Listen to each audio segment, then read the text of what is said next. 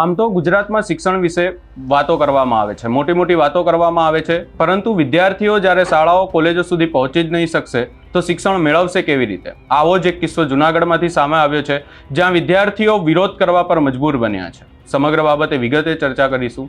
નમસ્કાર, હું છું ઉજ્જવલ અને આપ જોઈ રહ્યા છો નિર્ભય ન્યૂઝ. વાત એવી છે કે વિદ્યાર્થીઓ શાળા કોલેજે જવાનું હોય છે, પરંતુ શાળા કોલેજ જવા માટે વિદ્યાર્થીઓને સુવિધા જ નથી.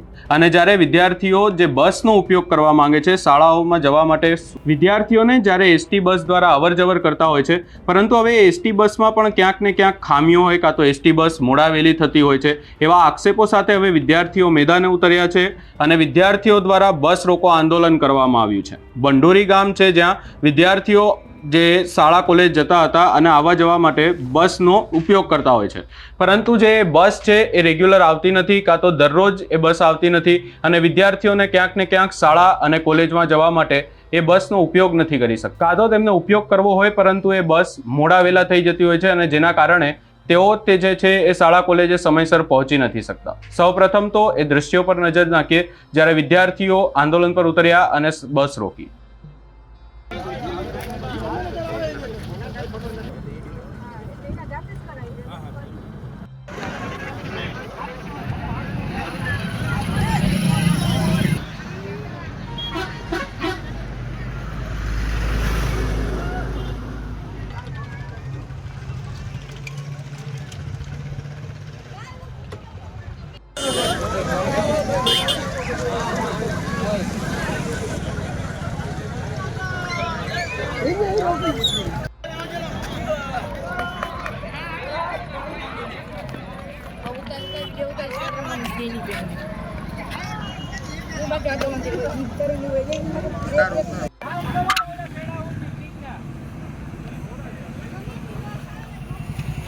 અમે 5 જણા મોટા થઈએ તો અમારે શું કરવું?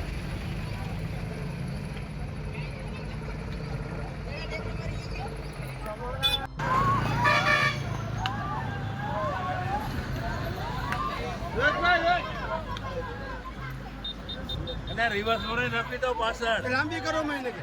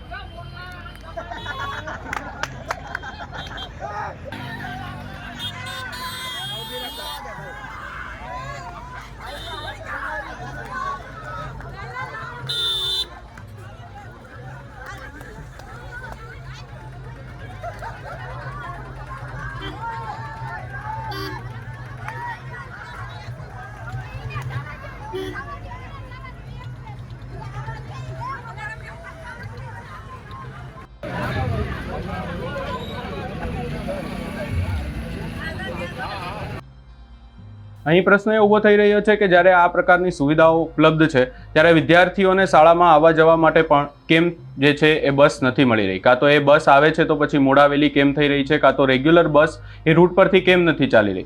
કેમ બાળકોને, વિદ્યાર્થીઓને રસ્તા રોકી અને આંદોલન કરવું પડે છે, રસ્તાઓ ઉપર બસ રોકવી પડે છે અને તેમનું કહેવું પડે છે કે અમને બસ આપો, અમારે શાળાએ જવું છે? વિદ્યાર્થીઓને શું શાળાએ આવવા જવા માટે પણ બસની સુવિધાઓનો અભાવ છે? સમગ્ર બાબતે આપનો શું અભિપ્રાય છે અમને કમેન્ટ કરી જરૂર જણાવશો. અમારી ચેનલ નિર્ભય ન્યૂઝને લાઇક, શેર, સબસ્ક્રાઇબ કરવાનું ભૂલશો નહીં. આભાર.